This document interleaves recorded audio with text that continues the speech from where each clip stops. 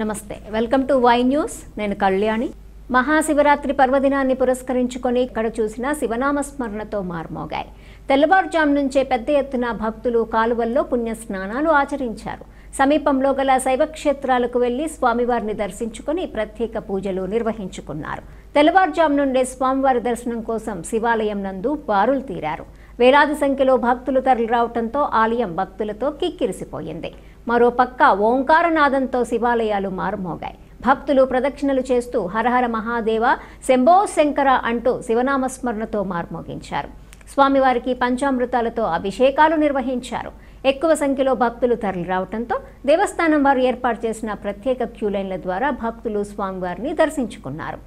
ఓం నమః శివాయ ఈ రోజు శివరాత్రి మహాశివరాత్రి సందర్భంగా ఈ రోజు గుడి దగ్గర జరుగుతున్న కార్యక్రమాలని మహాశివరాత్రి ఉత్సవ కమిటీ వారు చేస్తున్నారండి ఈ దాతల సహకారంతో రేపు అనగా 27వ తారీఖు లక్ష్మీవారం నాడు గురువారం అనే లక్ష్మీవారం నాడు 5,000 మందికి మహాన్నదాన కార్యక్రమం జరుగుతుంది ఈ రోజు కూడా సాయంత్రం కోలాటకం ఈ రోజు ఉదయం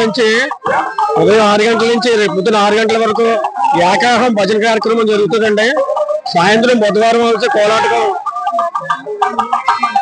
రాత్రి 8 గంటల నుంచి మళ్ళీ గవర్పేట వీధంతా తిరిగి మొత్తం ఈ 2 వీధులు తిరిగి కోలాటకం భజన అన్ని ఉంటాయండి తర్వాత అంకంపేట వారిచే వెంకటేశ్వరం భజన వెంకటేశ్వరం పాట శ్రీమతి తోపు లక్ష్మీ బృందం వారిచే గానామృతం రాత్రి 6 గంటల నుంచి అండి తప్పుడు గుడి కార్యక్రమం సేవా కార్యక్రమాలు అన్ని జరుగుతాయి గత 1960 సంవత్సరం నుంచి మహాశివరాత్రి ఉత్సవ కమిటీ తరఫున ఇక్కడ దాతల సహకారంతో అన్ని కార్యక్రమాలు కూడా చేస్తున్నాం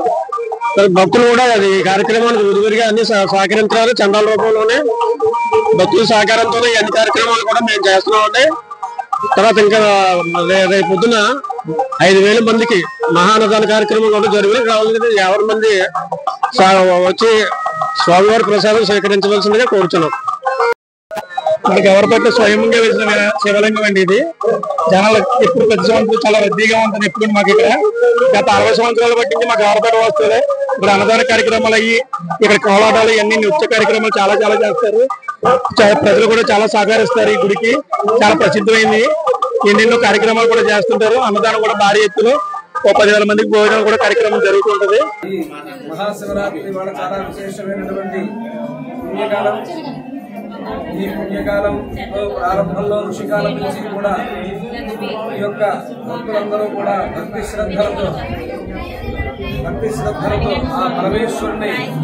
తెల్లారుజాము నుంచి కూడా అభిషేకములు పూజలు దర్శనాలు కూడా విశేషంగా జరుగుతున్నాయి ముఖ్యమైన కాలం లింగోద్భవ కాలం మనం ఉదయం నుంచి ఉపవాసం ఉండి పరమేశ్వరుని ధ్యానించినప్పటికీ కూడా ఆ లింగోద్భవ కాల దర్శనమే ప్రధానమైన దర్శనం లేదా ఆ శివరాత్రి యందు ఈశ్వరుడు మహావిష్ణువు కృష్ణ స్వరూపంలోనూ శ్రావణ బహుళ అష్టమి నాడు ఆయన అర్ధరాత్రి ఉద్భవించాడు కృష్ణం వందే జగద్గురు అలాగే మాఘ బహుళ చతుర్దశి నాడు పరమేశ్వరుడు కూడా అర్ధరాత్రి 12 గంటలకే ఉద్భవించాడు ఏమిటయ్యా విశేషము అంటే ఉద్భవ కాలాన్ని ఒక యుగాన్ని హంతరించినట్టుగా ప్రజల్ని కటాక్షించడానికి భక్తులను అనుగ్రహించడానికి ఆ శివకేశవులిద్దరూ కూడా ఉద్భవించినటువంటి కాలాలు అలాంటి కాలంలో ఈ యొక్క కాలం లింగోద్భవ కాలం ఈ లింగోద్భవ కాలంలో పరమేశ్వరుని విశేషంగా దర్శించి తీర్థ ప్రసాదాలు స్వీకరించి ధరించవలసిందిగా కోరుతున్నాం.